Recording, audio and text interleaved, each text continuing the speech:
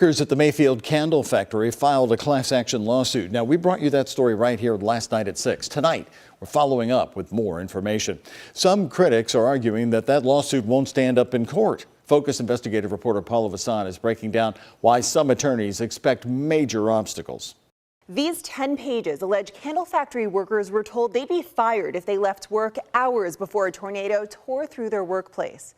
But legal experts I spoke with tell me this class action lawsuit won't stand a chance in court. I was just scared. We FaceTimed with 20-year-old Elijah Johnson, who survived the tornado that turned the Mayfield candle factory where he worked from this to this. And basically trapped us. But hours before the tornado decimated the factory, he says he asked his manager if he could leave to go to his parents' house nearby, where he felt safer. And we got threatened to get fired. Soon after, he says it was too late. The lights flickered off. He says the roof collapsed on his back when the tornado struck. My life was in danger. But those injured were the lucky ones, he says. He lost 8 of his colleagues that night. And people were screaming, saying help and stuff. Since this night, Johnson says his company has reached out. He showed us this text message he received from his employer, saying he'd receive $1,000. $1,000, that's it. But he says he hasn't gotten that money yet, and he believes he and others deserve more.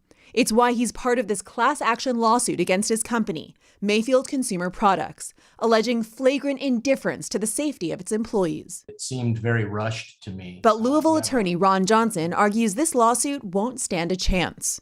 You can't do this under Kentucky law. Because he says in the vast majority of cases, employees in Kentucky can only sue their employer for injuries on the job through what's called a workers' compensation system. It's an administrative process that doesn't go through the court system. The only exception to that is if the employer intentionally harms an employee. And he says it'll be hard to prove Mayfield candle factory managers wanted employees to suffer. There is no way this lawsuit can hold up.